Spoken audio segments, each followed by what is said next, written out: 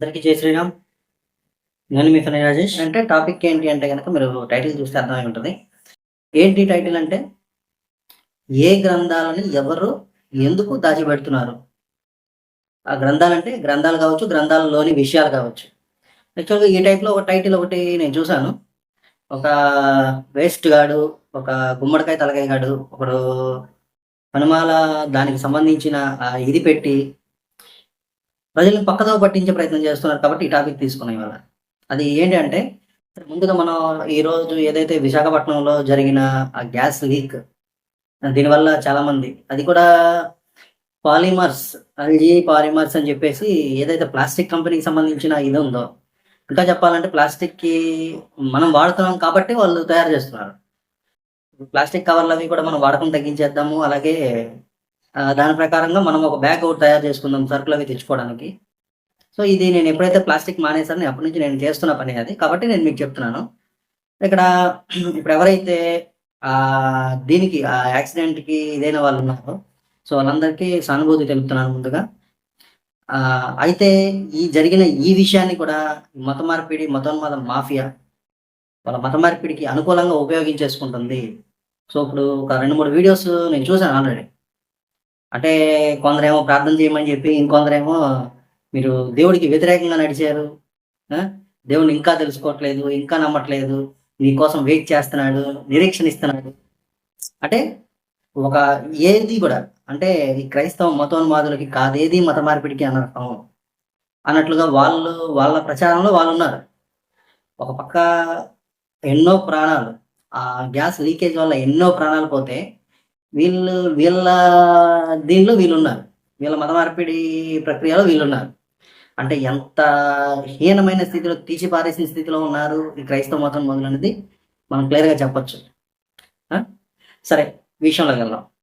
అప్పుడు గ్రంథాలు దాస్తున్నారు అని చెప్పే వాగే ఎదవలకి నేను ఒక క్లారిటీ ఇస్తున్నాను. ఇప్పుడు సరే గ్రంథాలు దాస్తున్నారనుకో. ఇప్పుడు గ్రంథాలు దాచేస్తుంటే మీ దగ్గరికి ఎలా వస్తున్నాయిరా గ్రంథాలు? హ్మ్. చూపించి చెప్తున్నారు కదా! అంటే ఈ హిందువుల్లో చాలామంది వాళ్ళ గ్రంథాలు వాళ్ళు చదవరు. ఆ! ఇది క్రైస్తవులు బైబిల్ ఎవరైతే చదవరో ఆ లెక్కలో హిందువులు వాళ్ళ గ్రంథాలు చదవరు. ఉన్న ఒక్క గ్రంథం చదవడానికి మీ క్రైస్తవులు ఏడుస్తున్నారు. ముక్కి మూలుగుతున్నారు. సో, ఇప్పుడు వాళ్ళు చదవకుండా 1000 పేజీలు ఉన్నాయి ఎవరు చదువుతారులే. ఇదొక టైప్ ఆఫ్ మెంటాలిటీ అయితే కొంతమంది ప్రజల్లో. ఇంకొక టైప్ ఆఫ్ మెంటాలిటీ ఏంటంటే గనక ఏంటది ఆహ్, ఆత్మీయ అర్థాలు. ఇప్పుడు కొన్ని అర్థాలు వీళ్ళు సమాధానం చెప్పలేని పరిస్థితిలో కొంతమంది పాస్టర్‌లు కావచ్చు, కొంతమంది క్రైస్తవ మతోన్మాదులు కావచ్చు, వాళ్ళేం చెప్తారంటే ఒకటే మాట చెప్తారు. ఏంటంటే గనక అది ఆత్మీయ కోణంలో చూడాలి. ఇప్పుడు ఎగ్జాంపుల్‌గా ఒక మ్యాటర్ తీసుకుందాం మనం. యేసుకు జరిగిన సున్నతి. 8వ రోజున ఆ సున్నతికి శిశువుని సున్నతి చేయడానికి తీసుకొని పోయినప్పుడు అని చెప్పేసి మత్తయి సువార్తలో ఉంటుంది. సో, ఇప్పుడు ఈ ప్రకారంగా ఇప్పుడు ఎవరైతే ఈ సున్నతి విషయం గురించి మనం గనక ప్రశ్నిస్తే, మరి ఇట్లా యేసుకి సున్నతి జరిగింది కదా! అని మనం ప్రశ్నిస్తే, యేసుకా సున్నతా? దేవుడికి సున్నతి ఎందుకు అని అడుగుతారు. అంటే కనీసం ఈళ్ళల్లో చాలామంది బైబిల్ కూడా చదవరు. ఇక్కడ ఈ విషయంలో వాళ్ళు బైబిల్ ఇలా చదవట్లేదు, వాళ్ళకి ఆ విషయాలేవి తెలియట్లేదు అన్న లెక్కలో చాలామంది ఈ టాపిక్ చూపిస్తూ మాట్లాడేసరికి మీరు మీ గ్రంథాలు చదవట్లేదని చెప్తున్నారు. మేము అదే చెప్తున్నాం. మా వాళ్ళకి ఆ గ్రంథాలు చదివే ఓపిక గాని, ఆ టైం గాని ఏమీ లేవు.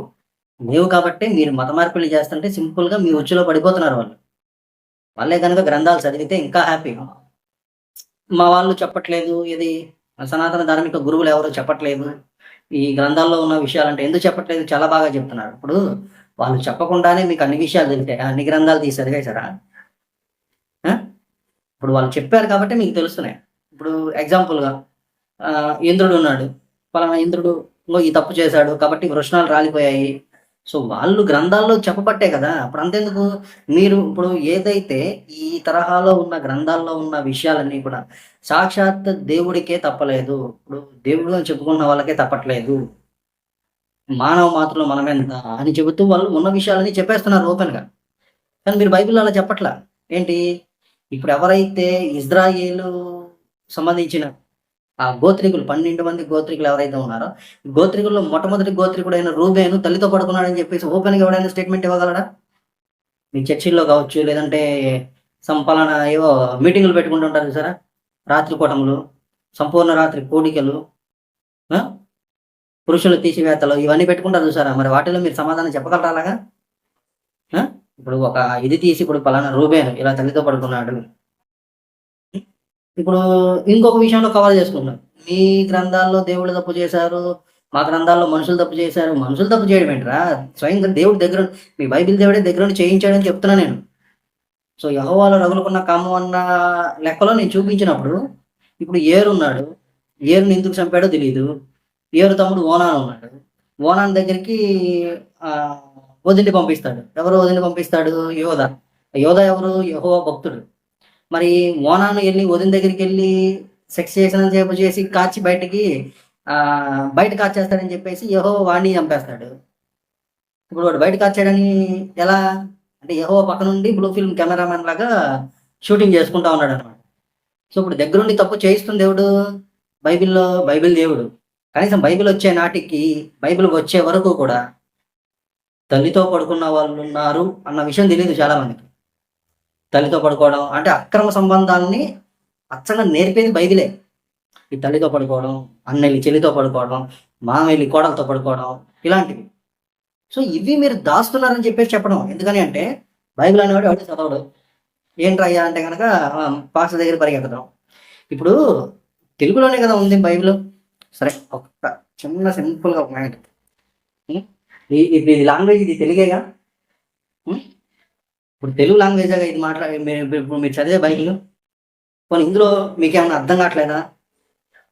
ఇది పలానా ఇక్కడ ఇది ఎందుకుంది అంటే అక్కడ ఆత్మీయ అర్థం చూడాలంట. ఏది ఇందాక మనం సున్నతి గురించి చెప్పాను చూసారా? యేసుకు సంబంధించిన సున్నతి. సున్నతి చేస్తారు కదా! పురుషాంగ పురుష అంగం యొక్క గోప్యాంగ చర్మం చివరన కట్ చేస్తారు. దాన్ని సుంతి అంటారు. ఎక్కువగా ముస్లిమ్స్‌లో చూస్తాం మనం ఇది. ఇది యేసుకు కూడా చేశారు ఇది. అరె! మరి యేసుని మీరు మాదిరిగా తీసుకుంటున్నారు కదా! మీరెందుకు చేయించుకోవట్లేదు అని ప్రశ్నిస్తే ఆత్మ సున్నతి అంటారు. అంటే ఆత్మలంటే ఇప్పుడు ఏది యేసొచ్చేది దేనికోసం అంటే ఆత్మలు రక్షించడం కోసం. అంటే ఆత్మలు కనబడవు కదా! మరి సున్నతి ఎందుకు చేసుకోవట్లేదంటే ఆత్మలకే సున్నతి. అంటే ఆత్మీయ సున్నతి. మనసుకు చేయాలి సున్నతి. అంటే, అంటే వీళ్ళు ఎస్కేప్ అవ్వడానికి ఎట్లా అయినా సరే ఉపయోగించుకుంటాడు. ఇలా ఉపయోగించుకుంటూ పాస్టర్ అనేవాడు ఎవడు ఏది చెబితే అది నమ్మేసి ఈ సో కాల్డ్ క్రైస్తవుడు. వాడికి తెలీదు విషయం ఏంటో. ఇక పాస్టర్‌లు ఏ సోది చెప్తే ఆ సోదే. ఏ సొల్లు చెప్తే ఆ సొల్లే. నమ్మేయడం, నమ్మి పాటించడం. ఇలా ఏదైతే ఉందో దీన్ని చూపిస్తూ మీరు మూసుకొస్తున్నారు. ఉన్నది చెప్పట్లేదు మీరు. ఉన్న విషయాలు దాచిపెడుతున్నారు అని చెప్పడంలో ఒక ప్రయత్నం కింద చేస్తున్నారు చాలామంది. అయితే మా గ్రంథాల విషయానికొచ్చేసరికి ఇక్కడ ఒక విషయం గుర్తుపెట్టుకోండి అబ్బాయ్. క్రైస్తవుడు అనేవాడు, లేదా పాస్టర్ అనేవాడు, సువార్థికులు అనేవాళ్ళు చాలామంది బైబిల్ పట్టుకొని, లేదా కరపత్రాలు పట్టుకొని ఇళ్ళకి తీసుకొచ్చి హిందువులు ఇలా తీసుకొచ్చి పంచుతున్నారు. సో, ఇలా పంచుతున్నారు కాబట్టే ఉన్న విషయాలు చెప్పట్లేదు. ఇప్పుడు ఒక విషయం అబ్బాయి. ఇప్పుడు ఒక కరపత్రం పంచుతారు. ఈ కరపత్రం పంచేటప్పుడు దాంట్లో కొన్ని కొన్ని విషయాలు రాస్తారు. పలానా యెహోవా యొక్క చేతులు నీ నెత్తి మీద ఉన్నాయి. ఆత్మగా దిగొచ్చాడు. ఇలాంటి వాక్యాలు రాసుకుంటాడు. పలానా ఎళ్లి మన తండ్రితో శయనిద్దుము. మరి ఇలాంటి వాక్యాలు ఎందుకు రాయట్లేదు? అలాంటి కరపత్రాలు ఎందుకు పంచట్లేదు? మరి బైబిల్‌లో ఉన్న వాక్యాలేగా అవి అని చెప్పి ప్రశ్నించే విధానంగా ప్రశ్నిస్తున్నారు. అది కూడా ఎందుకు ప్రశ్నిస్తున్నారంటే మీరు పంచుతున్నారు కాబట్టి. అలా హిందువు ఎవరి దగ్గర పంచట్లేదు. ఆ గ్రంథాలు ఎవరి దగ్గరికి పంచట్లేదు. అది ఎందుకని అంటే గనక ఇలా గ్రంథాలనేది అందుబాటులో లేవు. కొనట్లేదు, తెలుసుకోవట్లేదు, వాళ్ళు చదవట్లేదు కాబట్టి గురువులు అనేవాళ్ళు ఎవరైతే ఉన్నారో వాళ్ళు వాళ్ళకి చెప్తున్నారు. ఇక మేము గురువుల దగ్గరికి ఎందుకు వెళ్ళాల్సొస్తుంది అంటే గనక అది ఉన్నదంతా కూడా ఆ వాంగ్మయం అంతా కూడా సంస్కృత భాషలో ఉంది. కాబట్టి సంస్కృత భాషకు పాండిత్యం తీసుకున్న వాళ్ళు ఎవరైతే ఉన్నారో వాళ్ళ ద్వారా తెలుసుకోవాలన్న ప్రయత్నం. మరి ఈ సంస్కృత భాష సంబంధించిన ప్రయత్నం పరంగా మేము గురువుల దగ్గరికెళ్తున్నాం. మరి మీరెందుకయ్యా దీని దగ్గరికెళ్తున్నారు, పాస్టర్‌ల దగ్గరికెళ్తున్నారు అంటే గనక మీరు బైబిల్ చదవట్లేదు కాబట్టి ఎళ్తున్నారు. బైబిల్ చదివితే ఇప్పుడు ఓన్‌గా బైబిల్ చదివినోడు ఎవడైతే ఉన్నాడో వాడు వెంటనే బైబిల్ పక్కన పారేసి బయటకొచ్చేస్తాడు. అసలు వద్దురా బాబు! ఇదేం రోత మతం రా బాబు! అని చెప్పేసి బయటకొచ్చేస్తాడు. మరి మీరు బైబిల్ చదవట్లేదు కాబట్టి మీకు విషయం తెలియాలంటే పాస్టర్ల దగ్గరికి వెళ్ళాలి. మరి వాడేం చేస్తాడు? వాడికి వచ్చే దశమ భాగం కావచ్చు, లేదా పక్కోడికి వెళ్ళే దశమ భాగం కావచ్చు. పాస్టర్లు ఏది మన జోగి జోగి రాసుకుంటే బూడిద రాలిద్దని ఏదో సామెత ఉంది చూసారా? ఆ రకంగా పాస్టర్లు అనేవాడు ఏం చేస్తాడు? బైబిల్ని వాడి దశమ భాగాలు దెబ్బ తినకుండా ఉండేలాగా మిమ్మల్ని వంకరదారి పట్టిస్తాడు, పక్కదారి పట్టిస్తాడు. ఈ ప్రయత్నమే. అందుకు మేము అంటున్నాం, ఉన్న విషయాలు చెప్పకుండా ఎందుకు లేనిపోని విషయాలన్నీ కూడా కల్పించి చెప్తున్నారు, ఉన్న విషయాలు ఎందుకు దాచిపెడుతున్నారు అని. ఇక ఎవడో వీడు గుమ్మడికాయ తలకాయ గడ ఒకడు ఉన్నాడు, ఎర్రి పూసల్లో ఇంకొక పెద్ద ఎర్రి పూసేయడు. వీడు వచ్చేసేసి ఏదో గ్రంథాన్ని మనకు చూపిస్తా, మీరెందుకు మీ దాంట్లో దాచేస్తున్నారు, చేసేస్తున్నారు. మళ్ళీ దీన్ని ఆ సప్తగిరిగాడు అనేవాడు ఇంకొకడు భోజానేశ్వరరావు. ఏదైనా పోనీ తెలుసా అంటే తెలీదు. మేము దాచేదేంట్రా? అప్పుడు ఒకవేళ సరే మేము గ్రంథాలు దాస్తున్నప్పుడు మీ దగ్గరికి ఎలా వస్తున్నాయి? అసలు గ్రంథాల్లో విషయాలు దాస్తే మీరు అసలు గ్రంథం పూర్తిగా చదవకుండా దాని మీద ఎలా వ్యాఖ్యానం చేస్తున్నారు? ఇప్పుడు అయ్యప్పకు సంబంధించిన ఒక జ్ఞానం ఉంది, ఏ గ్రంథం తీసుకుని మీరు చెప్తున్నారా? ఇద్దరు పురుషులు అని చెప్పేసి. మరి ఇవన్నీ కూడా ఆ గ్రంథాల్లో ఉన్న ఆ విషయాలన్నీ కూడా గురువులు చెప్తేనే కదా తెలిసాయి, లేదా మీకెలా తెలిసారా? అంటే దీన్ని బట్టి ఏంటి? మా గురువులు ఎక్కడా కూడా దాచట్లా, చెప్పకుండా మానేయట్లా. ఇంకో విషయం, గ్రంథాలు దాచేయట్లా. ఎందుకంటే మీ దగ్గర కూడా ఉన్నాయి కాబట్టి గ్రంథాలు. ఇందులో మీరు చేసే మేము మంచి పని ఏంటంటే కనుక, మన వాళ్ళు ఇప్పటి వరకు గ్రంథాలు కొన్న వాళ్ళు ఎవరైతే ఉన్నారో వాళ్ళతో కొనిపిస్తున్నారు గ్రంథాలు. అంతవరకు హ్యాట్స్ ఆఫ్ ఉంది. సో ఇప్పుడు మీకు అర్థమైంది కదా, ఇందులో దాస్తున్నది ఎవరు అన్నది క్లారిటీ వచ్చింది. ఇది ఎందుకు దాస్తున్నారు ఎట్లా అంటే కనుక, చాలామంది బూతులు మాట్లాడుతున్నారు, సంస్కారం లేదు. అసలు నిజానికి చెప్పాలంటే బైబిల్లోనే సంస్కారం లేదు. అవన్నీ బూతులన్నీ బైబిల్లోనే ఉన్నాయి. మరి దాన్ని వదిలేసి ఈ గ్రంథాల మీద పడుతుంటారు. అని నేను ఎప్పటికప్పుడు చెప్తా ఉంటాను, స్పష్టంగా చెప్తా ఉంటారు, మీరు ప్రశ్నించండి. ప్రశ్నించకపోతే ఎవరికి తెలియవు విషయాలు ఏంటన్నది. ప్రశ్నించకపోతే ఎవరికి తెలియవు. ప్రశ్నించాలి. కానీ వేటి నుంచి ప్రశ్నించాలి? స్పష్టంగా ఏవైతే ప్రామాణిక గ్రంథాలని చెప్తామో వాటి నుంచి ప్రశ్నించాలి. వాటి నుంచి ప్రశ్నించండి, మేము సమాధానం చెప్తాం. చెప్పకపోతే ఫీల్ అవ్వాలి. మీరు ప్రశ్నిస్తున్నారు. వాడు ప్రశ్నించాడు ప్రామాణిక గ్రంథాల నుంచి. సో నేను చెప్పాను సమాధానం. అలాగే ప్రామాణిక గ్రంథాలు తీసుకోండి, ప్రశ్నించండి, వాటి నుంచి సమాధానం చెప్తాం, తీసుకోండి. అండ్ ఇంకో విషయం ఏంటంటే, ఇప్పుడు ఇప్పుడు ఎవరైతే వివేకానందుల వారు ఉన్నారో మాట చెప్పారు ఏంటంటే కనుక, ఏంటి, నీవు ఏ రకంగా అనుకుంటే నువ్వు అదే రకంగా ఉంటావు. అంటే శక్తిహీనుడు అనుకుంటే శక్తిహీనుడుగానే ఉంటావు, శక్తిమంతుడు అనుకుంటే శక్తిమంతుడుగానే ఉంటావు అని. ఇప్పుడు ఏం చేస్తున్నారంటే ఈ క్రైస్తవ మతం మొదలు, లేదంటే బైబిల్, లేదంటే పాస్టర్స్, లేదంటే క్రైస్తవ మతం ఏదైతే ఉందో భారతీయుల్ని చేతకాని వాళ్ళుగా తయారు చేస్తుంది. అంటే ఏంటంటే కనుక, నువ్వు పాపి అనుకుంటే అటు పాపి అవుతాడు. ఇంకేంటంటే దేశం క్షేమం ఏ పక్క నుంచి క్షేమం? అందరినీ చేతకాని వాళ్ళుగా తయారు చేస్తే, ఇక ఎవడన్నా విదేశీయుడు వచ్చి మన మీద దౌర్జన్యానికో దేనికోసమో తెగబడితే అన్ని దేవుడే చూసుకుంటాడు, అంతా దేవుడే చూసుకుంటాడు అని చెప్పేసి మూసుకొని మునమోపులా కూర్చోవడమే అదా? అది ఏ రకమైన క్షేమం అది? ఇప్పటికీ ఎన్ని వేల మంది, ఇన్ని వందల సార్లు మన మీద దాడులు జరిగాయి, విదేశీయులు దాడులు జరిగాయి, దండయాత్రలు జరిగాయి. కానీ ఈ ప్రేమ, లేదంటే ఈ రోషము, పౌరుషం, ఇవన్నీ కూడా ఏకకాలంలో ఒకే మనిషిలో దాచుకోగలిగిన ఆ ప్రజ్ఞ కలిగిన వాళ్ళు ఎవరైతే ఉన్నారో వాళ్ళు భారతీయులు. వాళ్ళని ఈనాడు పక్కదోవ పట్టించేసి ఇలాగా గ్రంథాలు దాచేస్తున్నారు, గ్రంథాల్లో విషయాలు చెప్పట్లేదు. ఏ విషయం చెప్పట్లేదు? ఇప్పుడు ఇంతకుముందు ఫోన్ చేయగలిగేవాళ్ళు, నేను చేసినా మాట్లాడగలిగేవాళ్ళు. ఇప్పుడు ఎందుకు మాట్లాడలేకపోతున్నారు? అంటే మీరు ఏదైనా విషయం అడుగుతున్నా సరే నేను సమాధానం చెప్తున్నాను కాబట్టి. సో దాన్ని యాక్సెప్ట్ చేసే పరిస్థితిలో లేరు మీరు. ఎందుకంటే ఉన్నది అదే, మీ మతం మీకు అదే బోధిస్తుంది. ఏంటంటే కనుక ఇప్పుడు అలాంటి విషయం ఏదైనా సరే మీరు యాక్సెప్ట్ చేయకూడదు. సో ఇప్పుడు బైబిల్ స్పష్టంగా మిమ్మల్ని మతోన్మాదులుగా తయారు చేస్తుంది. ఎవరయ్యా మతోన్మాదులు అంటే మీరే క్రైస్తవ మతోన్మాదులే.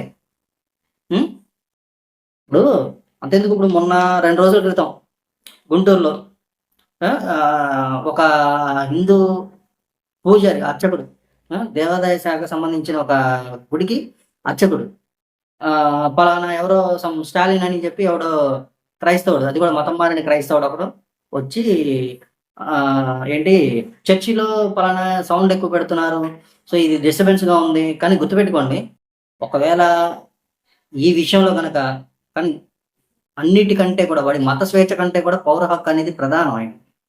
ఆ పౌర హక్కులో ఇది కూడా వస్తుంది. పౌర హక్కులో ఉన్నది మెయిన్ ఏంటంటే కనుక మీరు ప్రశాంతంగాను మీకు నచ్చినట్లుగా జీవించగలిగే హక్కు ఏదైతే ఉందో అది పౌర హక్కు. ఇక్కడ మీ శాంతికి భంగం కలుగుతుంది అని చెప్పేసి వాడి మీద మీరు కేసు వేయొచ్చు. సో ఇది మాత్రం గుర్తుపెట్టుకోండి మీరు ఖచ్చితంగా. ఒకవేళ ఆడు గనుక అలాంటివి గనుక ఏమన్నా వస్తే గనుక సో గుంటూరులో ఎవరైతే ఉన్నారో వాళ్ళ ముందు రెస్పాండ్ అవ్వండి. అలాగే ఈరోజు ఇంకొక న్యూస్ కూడా వచ్చింది. ఎవరో గోపి అని చెప్పేసి అతన్ని కూడా కొట్టారు. పి గోపి అట పేరు. ఎవడో రాజేష్ అనేవాడు క్రైస్తవుడు. వాడు కొట్టాడు. సో అతను ఏంటంటే ఇంట్లోనే భయపెట్టారు. సో ఇల్లు దాటి బయటికి వెళ్ళి కంప్లైంట్ ఇచ్చే ఇది కూడా లేదు అక్కడ పరిస్థితి. సో ఇప్పుడు ఎవరైతే ఉన్నారో ఇప్పుడు వైజాగ్ ఈ గుంటూరులో ఉన్న వాళ్ళు దయచేసి రెస్పాండ్ అవ్వండి. సో రెస్పాండ్ అయ్యి ఈ కంప్లైంట్ ఇప్పించండి వాళ్ళతో. నెక్స్ట్ ఏంటంటే ఇప్పుడు చూడండి, క్రైస్తవులు పెద్ద శాంతి సహనం ఇలా చెప్పుకుంటూ వస్తున్నారు. కానీ చూసారా, అక్కడ జరిగింది క్రైస్తవుడి వల్లే దాడి జరిగింది. 2 రోజుల క్రితం కూడా క్రైస్తవుడి వల్లే దాడి జరిగింది. సో ఇప్పుడు ఏలను ఒకవేళ మనం అరెస్ట్ చేయించిన మతి స్థిమితం లేనోడు అని చెప్పేసి ప్రభుత్వం ద్వారా బయటకు వచ్చేస్తాడు వాడు. అటువంటి ప్రభుత్వాన్ని ఎన్నుకున్నారు మీరు ప్రస్తుతానికి. సో ఇప్పుడు మీరు చేసిన తప్పేంటో మీకు అర్థమవుతుంది కదా. ఒకే తప్పు మళ్ళీ మళ్ళీ చేయొద్దు. అలా చేసేవాడు మూర్ఖుడు అవుతాడు. సో ఇప్పుడు ఓకే కదా. ఇప్పుడు మనమైతే గ్రంథాలు అయితే దాయట్లేదు. మనం దాస్తే కనుక గ్రంథాలు వాళ్ళకు దొరకవు. ఒకటి, గ్రంథాల్లో విషయాలు ఎక్కడ ఎవరు దాయలేదు. ఎందుకంటే కనుక చాలా మంది చాలా గురువులు చాలా సందర్భాల్లో స్టేజ్ల మీద చెప్పిన సందర్భాలు ఉన్నాయి. స్టేజ్ల మీద ఏ రకంగా చెప్పారంటే కనుక పలానా దైవానికే తప్పలేదు, మానవ మాత్రం మనం ఎంత. కాబట్టి ఆ దైవాన్ని మనం కొలుస్తూనే, మనం దైవాన్ని ప్రార్థిస్తూనే మన జీవితాల్లో ముందుకెళ్ళాలి. సో దానికి ఎలా మన జీవితాన్ని సాఫీగా నడుపుకోవాలి అని చెప్పే విధానం. కాబట్టి ఇది సనాతన ధర్మము అత్యుత్తమ జీవన విధానంగా మారింది మనకి. సో ఇప్పుడు ఓకే కదా, క్లారిటీ వచ్చి ఉంటుంది మీకు. అలాగే గత 7-8 సంవత్సరాల నుంచి కూడా నేను చెప్తుంది అదే, ఈ క్రైస్తవ మతోన్మదులు అనే వాళ్ళు ఎప్పటికైనా సరే ప్రమాదమే దేశానికి అని చెప్పేసి. సో ఇప్పుడు ఒక్కొక్కటి బయటకు వస్తున్నాయి. చూడండి, వాడి చర్చిలో వాడికి నచ్చినట్టుగా వాడు మైక్ సౌండ్ పెంచుకొని ఏం చేసినా సరే అవతల ఎవరైతే ఇబ్బంది కలిగిన వాళ్ళు ఉన్నారో వాళ్ళు వెళ్ళి ప్రశ్నించకూడదు. ప్రశ్నిస్తే మీద పడి దాడి చేస్తారు, కొడతారు. రేపు మాకు ఒకవేళ కంప్లైంట్ ఇస్తే బయటకు వస్తారు. అది కూడా ప్రభుత్వం ద్వారా. ఏంటంటే కనుక పలానా వ్యక్తికి మతిస్థిమితం లేదు కాబట్టి కొట్టారు. మరి మన హిందువులు మరి ఎప్పుడు తయారవుతారు మతిస్థిమితం లేని వాళ్ళలాగా? మన మీద జరిగే దాడులు ప్రభుత్వం మనల్ని రక్షిస్తుంది అనుకుంటున్నారా? ఎట్టి పరిస్థితుల్లో రక్షించదు. ఎందుకని అంటే ఉన్న ప్రభుత్వం అటువంటిది. మనమే రక్షించుకోవాలి. సో ఈ ప్రయత్నంలో నా వంతు నేను చేయగలిగినంత నేను చేస్తున్నాను. సో దానికి మరి సమయం కూడా అనుకూలించాలి కదా. సో మీకు అర్థమైంటుంది నేను ఎందుకు చెప్పాను ఏంటన్నది. గ్రంథాలు అయితే ఎవరు దాయట్లేదు అబ్బాయి. ఇప్పుడు ఒకవేళ అలాంటి సిచ్యువేషన్ ఏదన్నా కనుక వస్తే, ఒకవేళ గ్రంథాలు కనుక దాచుంటే ఏంటి మనుస్మృతిలో పలానా ఇది ఉంది అది ఉంది టాపిక్స్ కూడా బయటికి రావు. సో ఇప్పుడు వాగేవాడు ఎవడు ఉన్నాడో వాడు గట్టిగా బుద్ధి చెప్పండి. సరే, మరొక్కసారి ఇప్పుడు ఎవరైతే విశాఖపట్నంలో విషవాయువుల ద్వారా చనిపోయిన వాళ్ళు ఉన్నారో వాళ్ళకి మరొక్కసారి పరామర్శ తెలుపుతున్నాం. అలాగే ఇప్పుడు ఉన్నవారైనా సరే కొద్దిగా సేఫ్టీస్ తీసుకోండి. వీలైనంత వరకు సేఫ్ జోన్లో ఉండండి. అలాగే వీలైనంత వరకు ఏంటంటే ఈ మత మార్పిడికి ఆ గ్యాస్ అయితే వెంటనే చచ్చిపోతాం. కానీ ఈ క్రైస్తవ మత మార్పిడి మాఫియా ఈ వదిలే ఈ అంటువ్యాధి ఏదైతే ఉందో దానికి వెంటనే చచ్చిపోరు. తరతరాలు నాశనం అయిపోతాయి. సో వీటి నుంచి కూడా జాగ్రత్తగా ఉండాలి. ముందుగా ప్రికాషన్స్ తీసుకోండి అని చెప్పడం అనేది సారాంశం. ఓకే కదా. సరే, ఇప్పుడు ఇంకా చాలా వస్తున్నాయి మన దగ్గరికి. సరే, ఇప్పుడు ఒక టాపిక్ మీద మాట్లాడదాం. ఓకే కదా. అయితే ఇప్పటి వరకు మనకు చాలా వరకు వచ్చే కంప్లైంట్స్, ప్రతి ఒక్క కంప్లైంట్ మీద మనం రెస్పాండ్ అవుతున్నాం. ఖచ్చితంగా రెస్పాండ్ అవుతాం కూడా. సో ఈ పరంగా ఇంకా ఎక్కువ ఇప్పుడు ఎవరో ఒకరు ఇద్దరు రెస్పాండ్ అయితే కాదు, వీలైనంత వరకు కూడా ఎంతమంది వీలైతే, మేము హిందువులము, మాది భారతదేశం, ఈ దేశం మమ్మల్ని ఈ దేశంలో అంటే మాకు ఉన్న స్వేచ్ఛని మేము ఉపయోగించుకుంటూ మేము జీవించాలనుకుంటున్నప్పుడు మన స్వేచ్ఛకి వీళ్ళు అడ్డుపడుతున్నారు. కాబట్టి మనం బయటకు వచ్చి మన హక్కుల కోసం, మన ధర్మం కోసం మనం పోరాడాలి అనే ఒక ఉద్దేశంతో బయటికి రండి అని చెప్పడం మెయిన్. సో ఓకే కదా. సరే, ప్రస్తుతానికైతే ఎంతవరకు క్లియర్. మరి చూద్దాం. ఇంకా వీలైనంత వరకు ఇప్పుడు ఈరోజు జరిగిన ఈ సంఘటన ఉపయోగించుకుని మత మార్పిడిల కోసం ఎవడికి తోచినట్టు, చాలా మంది పాస్టర్లు ఎవడికి తోచినట్టు వాడు వాగుతుంటాడు. సో అటువంటి వీడియోలు ఏమైనా వస్తే కనుక మన దాకా తీసుకొచ్చేయడానికి ట్రై చేయండి. నా వాట్సాప్ నెంబర్ 7729887190. సో ఇప్పుడు అలాంటివి ఏమైనా చూస్తే కనుక వాళ్ళకి వేయాల్సిందరూ వాళ్ళకే వేద్దాం. ఎందుకంటే ఇప్పుడున్న పరిస్థితిని, ప్రతి పరిస్థితిని కూడా మళ్ళీ మళ్ళీ ఇదే చెప్తున్నాను కాదు, కాదేది మత మార్పిడికి అనర్థం అని. ఉన్న ఏ సిచ్యువేషన్ అయినా సరే ఈ క్రైస్తవ మతం మొదలనే వాళ్ళు మత మార్పిడి కోసం అని చెప్పి ఉపయోగించుకుంటారు. ఇది పక్కా. ఓకే, క్లియర్ కదా? అలాంటి సిచ్యువేషన్ మీకు ఎవరికైనా తగిలితే వెంటనే మనకి ఇన్ఫామ్ చేయండి. సంబంధించినంత వరకు ఏ కవతలు పెడదాం, ఉన్న విషయం చెప్దాం, ప్రజల్ని ఎడ్యుకేట్ చేద్దాం. ఈ మతం అనే రొచ్చులో పడిపోకుండా వాళ్ళని మనం కాపాడుకుందాం. ఓకే కదా? సరే, మరుసటి రోజు మరి ఏదైనా మంచి టాపిక్తో మీ ముందుకు వస్తాను. అది ఎందుకని అంటే ఇప్పుడు గ్రంథాలు దాచేస్తున్నారు, గ్రంథాల్లో విషయాలు దాచేస్తున్నారు అంటే దానికి క్లారిటీ ఇవ్వడానికి మేము ముందుకు వచ్చాను. ఎవరు మాకు సంబంధించిన గురువులు ఎవరు కూడా, ఆ స్టేజ్ల మీద చెప్పే గురువులు ఎవరు కూడా లేదు. ఎక్కువ దేవాలయాల్లో చెప్పే గురువులు ఎవరు కూడా ఎటువంటి విషయాలు కూడా దాచట్లేదు. మన దీంట్లో ఉన్నవి ఓపెన్గానే చెప్తున్నారు. కానీ అక్కడ సిచ్యువేషన్ ఎందుకు వచ్చిందని చెప్తున్నారు. మీలాగా ఆత్మీయ అర్థాలు, ప్రతాత్మీయ అర్థాలు ఇటువంటివి కూడా ఎతకట్లేదు. కాబట్టి ఇప్పటికైనా సరే మీరు ఏ ధర్మం నుంచి వెళ్ళారో ఆ ధర్మాన్ని దూషించడానికి, దాని మీద విషం కప్పే ప్రయత్నం ఏదైతే ఉందో అది మానుకుంటారని చెప్పి మనస్ఫూర్తిగా కోరుకుంటున్నాను. లేదంటే మావే ఎట్లా ఉంటుందో మీకు తెలుసు కదా, ఆల్రెడీ చాలామంది తెలుసు. సో ఆ వేలోనే వెళ్తాం, మీకు చెప్పాల్సిన రీతిలో బుద్ధి చెప్తాం. ఓకే కదా? Thank you. మరి అయితే ప్రస్తుతానికైతే లైవ్ క్లోజ్ చేస్తున్నాను. థ్యాంక్ యూ అండి. జై శ్రీరామ్, జై భారత్.